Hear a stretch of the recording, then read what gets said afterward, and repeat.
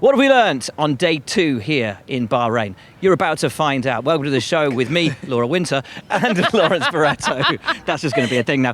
Guys, day 2 of 3. What a day it has been out there. Zhou, fastest man on track, and with a huge number of laps under his belt as well. Yeah, a brilliant stint from Zhou. When I walked up to Alfa Romeo to get the interview, one of their team members said, "Get the champagne, we won! 25 points!" Oh, it's just testing day 2. Testing world champion day 2. Yeah, absolutely. But there is optimism up there, for sure. I think there already was coming into testing. There already was through the mood and the spirit that Valtteri Bottas is bringing in. And Zhou Guanyu is very much just replicated that today as well with, a great performance. But of course they were hit with that issue right at the very end. Zhou very much saying to me though that it doesn't seem to be too big of an issue. Lovely stuff. We're going to hear from him in a little bit. You guys have been chatting to the drivers all day. Who's impressed you, or who has impressed upon you a feeling of confidence? I think there's a little bit of a quiet confidence at Ferrari. I think Carlos, I spoke to him earlier today and he was talking about how they've gone through their programme. He's saying all the things like if you had a bingo card.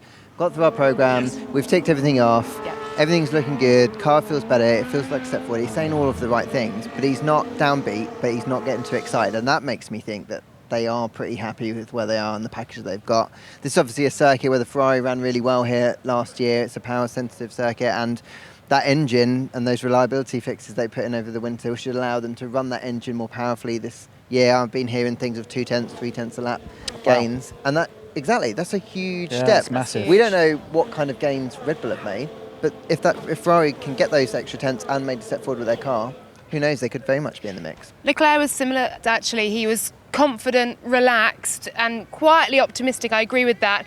I think realistic in where we are at the moment. We are on day 2 of testing and you can't say too much. And he went through, the testing bingo card in saying that we've done our programme and this and this. And he said that Carlos and him are very much having the same feelings within the car, but obviously until we get to day 3 and we really open up the engine and the drivers lean into it, we're not going to see too much in terms of pure performance. But I did ask him as well about Max Verstappen. I had to, of course, after that monster mammoth day that Verstappen had on day 1 with 157 laps and topping the timing sheets, and he refused entirely to be drawn, which was very much to be expected on day 2 of testing.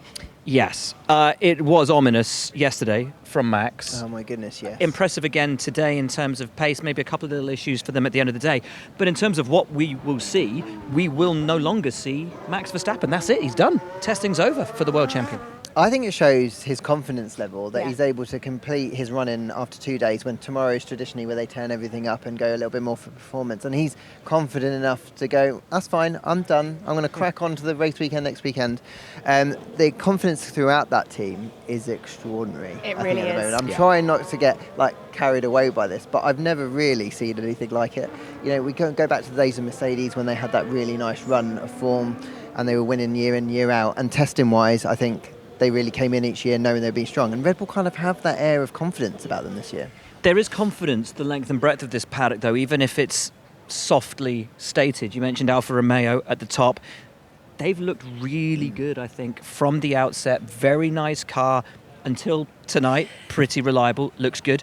Williams have had one of their best pre-seasons in years. Logan, over 150 laps today. Massive job for the rookie. Yeah, huge. I wonder how his neck's going to be tomorrow, Will. Painful. He's not in the car tomorrow. It's Albon, just as well. But, yeah, exactly. I think he might be a little bit sore. Mammoth effort from him as well, to be out there all day. I know he did some long-run stuff as well, but to complete the programme that he did, and to be up there in the timing sheets as well. He wasn't, way below. He wasn't down below the pecking order. He was up there. They will be optimistic, as I think a Haas as well. I spoke to Kevin Magnussen, and you could tell, itching to turn it up and go. I think they're all really looking forward to tomorrow, when we are going to really start to see perhaps the true potential of these cars. We saw a little something out of AlphaTauri that we hadn't seen so far in the test. A decent time from Nick de Vries at the end of the day. Fernando Alonso pumping in the laps again. Aston Martin feeling confident there. There are a lot of places where there's a lot of good vibes. Also at Alpine as well. Everyone. There's only one team, maybe 2, that aren't feeling so great at the end of these first 2 days. And that, unfortunately, for fans of McLaren, is McLaren, who've got work to do. Zach Brown admitting this morning they've not hit their targets. They're way off their targets.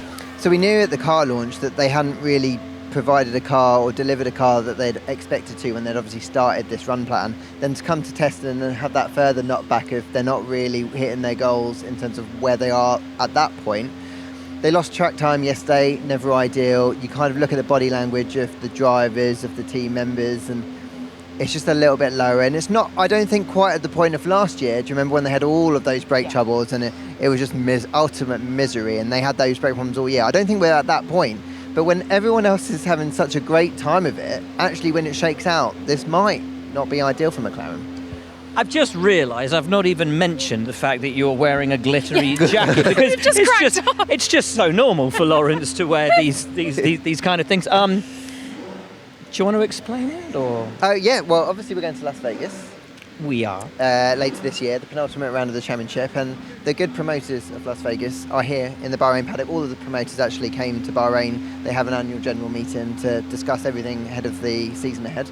And Vegas are doing a bit of promotion, so they've been going around the paddock giving people. Laura, I think you've got one. I have, yeah. I've got a blue and purple one. It's Very nice. snazzy. I like your one. It's lovely. Yeah. And you interviewed Gunter when he was wearing one earlier. Yeah, I was challenged when I did a live interview with Gunter in the feed earlier to make sure that I got him wearing his jacket. And not just that, his wonderful press officer, Stu, got him to do an entrance down the steps in full Gunter Steiner Drive to Survive, the star of the show manner. Love it. And he looked fantastic. And then he unzipped it, and I was like, "What? Gunter, Hang what's happening?" And he was like, "It's just quite warm."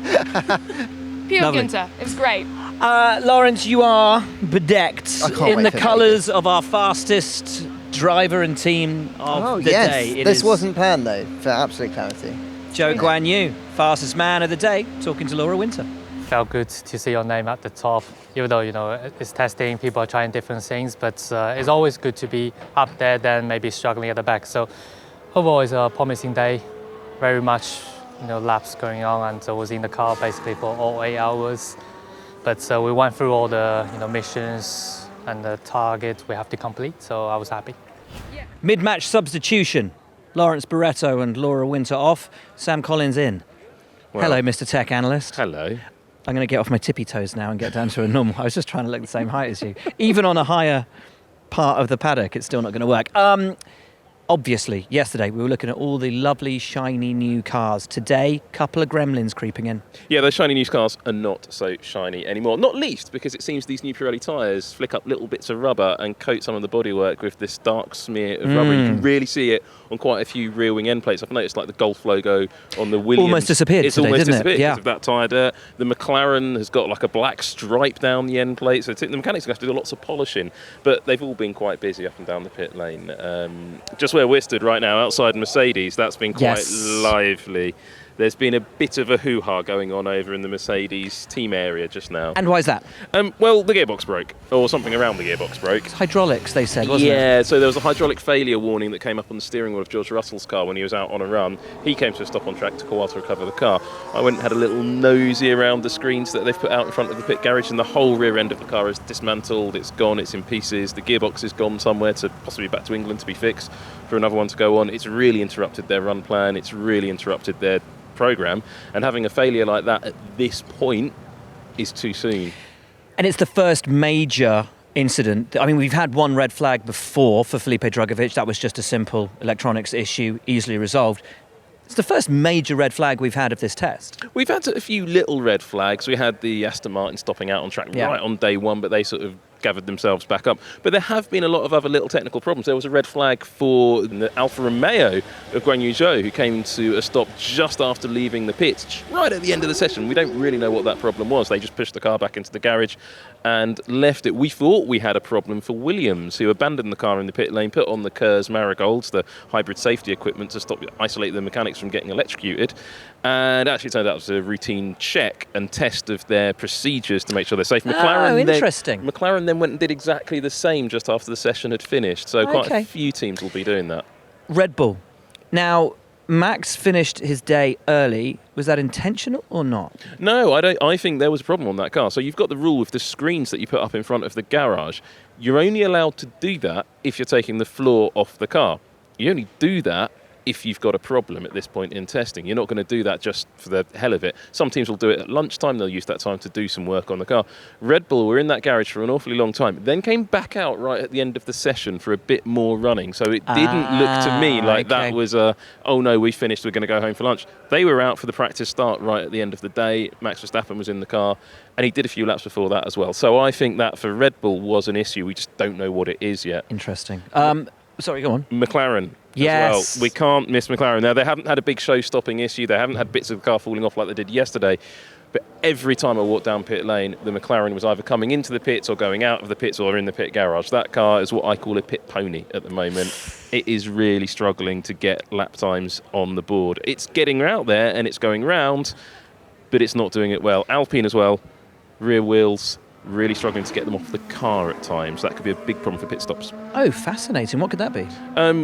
Well, it's really interesting. I was talking to Pat Simmons about it, and neither of us really understood what would cause the problem, because that's one of the few things that you wouldn't change year on year.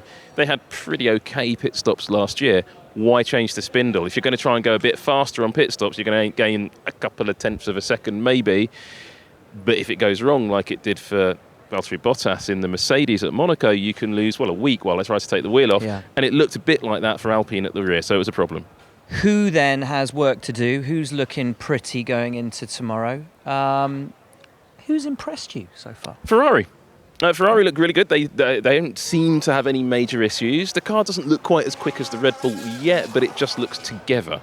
They've been going out, doing race runs, just getting their programme done, and that's good to see. Williams looks okay as well, actually. Williams, it's hard to understand what the pace is really on that car when the only driver they've had in today was Logan Sargent. He's a rookie, so when we see Alex Albon in the car again, maybe he will be a bit quicker. And then the other team that I think are just quietly getting it done now are Aston Martin. Fernando Alonso was just out for so many laps today. It was huge. Yeah, I like it. I'm liking the look of Alfa Romeo as well. Have done since the start of the test. Quick car, new management structure in that team, and a bit of investment gone into the people who build the car because of their new ownership coming in a few years' time. That's going to change its name to Audi. They're building up for something else now, and I think you're going to see that team start to move forward really good. It's interesting, isn't it? Those teams which were towards the back last year and even the year before that, having that extra wind tunnel time, having that extra CFD time, having that extra ability to work on those cars, advance them. Are we starting to see what these regulations were brought in to do, namely to close up the field, to give those teams at the back the opportunity to potentially make these strides forward? If we're now looking at potentially the three teams we've talked about the most, Williams, Alfa Romeo, Aston Martin, the three teams, and Haas as well, obviously having a good test, the 4 teams who found themselves at the back at the start of last year, now finding themselves potentially upper tier midfield. I think that's exactly right. I think what we're seeing is the effect of the aerodynamic restrictions. So whoever finishes first in the championship has the smallest amount of aerodynamic testing time. Whoever finishes last has the most. And I think that's a really smart bit of regulation. Yeah. But I think we're also really seeing the impact of the cost cap biting. You can't spend your way out of trouble anymore. You're going to have to engineer it. And I love cost caps for that reason, because they reward engineering innovation. Human ability is rewarded. You've got to have smart people in your team, and the smarter the people you've got, the better you're going to do with the least resources. Love that. Right, one team in that very predicament at the moment, Mercedes, as Sam was saying, the first major stoppage of this test so far was theirs. Hydraulic issue at the end of the day, rear end off the car. George Russell took him quite a while to come out to talk to us, which he eventually did. It was being a pretty smooth test. Unfortunately, we had the issue this afternoon, so we lost a lot of running. But I think we've uncovered some interesting things in the data that hopefully will find us some more lap time. So we've got to take the positives. Sam Collins subbed out. Laura Winter and Lawrence Barretto subbed back in for the remainder of the show. Do you agree with what Sam said? I know you didn't hear the interview. You didn't hear it, did you? Basically, we were just looking at the runners and the riders. He likes the look of Ferrari. I did listen, actually. Okay. You were listening in? I did listen. That is of benefit to this part of the show. I find Sam very interesting. That sounds sarcastic. It's absolutely not. I do genuinely find him. I find the technical stuff really interesting. So I do listen intently to him. You're digging now. I know. Stop digging. He was never meant to sound Who did you like that. the look of today out on track? Who was looking good? Ferrari were looking good. I do agree with Sam there. I think Red Bull, when they were on track, were looking good. You can't look past Alfa Romeo, can you? And Logan Sargent, obviously, for the reliability and for the endurance of his run. I know that some of his times perhaps weren't repping, toward the front of the field, but he was out there for a super, super long time. And I think Nick de Vries was up there as well. I spoke to him earlier too. And he came out of a written session and he bounded down the steps to this enormous gaggle of waiting press. And he just looked so happy and excited to be here. He is just loving it. He's loving life as a Formula One driver. And he's so excited to take every single opportunity that he gets. It's like K-Mag last year, getting the opportunity he never thought he'd get. Right. And Nick, I kind of feel with Nick it's the same thing. Exactly, because he's a rookie of sorts. He's obviously older than your average rookie coming in at 21, 20, 22. He's slightly older than that. He's got vast experience racing in other championships. He's got vast experience as Mercedes reserve driver, of course. Vast experience on F1 TV as our fabulous co-host. But we have lost him to his dream, which is Formula One. And I'm chuffed to see him here, and I'm excited to see what he can do. And if AlphaTauri indeed can bounce back as well, because I forget that they're P9. I walked down to sort of the midfield and expect to see them, because the paddock's obviously all jumbled up and rearranged into the order of the constructor standings, and I'm getting lost. They really dropped off last year. Lawrence, we've been doing this a long time. Have you seen such a positive start to a season for Williams recently? Because I can't think of one that's gone as well as this. No, obviously pre-season moments recently are those when they didn't get a car ready in time, and you do think about all those really difficult moments for the team. And I agree that there is a real spring in their step. I don't think that's talking about pushing them to the front of the midfield, but I do think it's going to make them part of the midfield, and I think that is huge for that team, because it means that when Alex is really operating at a high level, that puts him in a Q3 kind of punch and slot, because this midfield I think this year is going to be very close. I think Williams are looking good, which is great considering Jost Capito left at the end of last year, Yves de Maison, their technical director, left at the end of last year. James Vowles has only just come in, 6, 7, 8 days in the job. And we do have to remember, of course, what we're seeing at Ferrari is ultimately the work that took place last year under Mattia Binotto. What we're seeing at Williams is the work that took place under Capito and de Maison. It's going to take a while for the new bosses at their new teams to have their influence felt, for the new drivers at the teams to have their influence felt. This is still the hangover from last year. What we're seeing now is the result of all of that work last year. Exactly. So I think a lot of the early fruits for, say, Ferrari will be down to the plans that Mattia put in. Jost, before he left, was very excited about this year, was talking about how he thought the car was going to be really strong. What will be key is how the development follows and how that comes through the season, and that kind of is the job of the new team. And Williams at the moment are operating without a technical director, without a head of aero, and a team boss who's only just been in a few days. So it's going to be a huge challenge. But that said, they could have a load of easy wins at the start of the year, get a lot of points on the boards, and that could make their season. Do you know what I mean, actual victories? No. You mean small wins? I know what you meant. Easy fixes, I know what you meant. Thanks for helping me out there, Laura. Well, this guy. He loves to throw us under the bus. Here's Logan Sargent. I was able to physically hold up really well, and we got through so much. And it's a testament to the team, the hard work they put in to be able to have the car even run that much throughout the day. And we were on a strict run plan, so it's credit to the team. And like I said, we just moved in the right direction the whole day, and I think it was really positive. We saw you right at the end jump out of the car. Was it a test? Can you explain what happened there? Honestly, I'm not completely sure. I was on a fast in lap, and they said we were in state delta. So yeah, it was just pretty much jump clear of the car. Okay. I don't know if it was a test or if it was real. I'll follow it up after.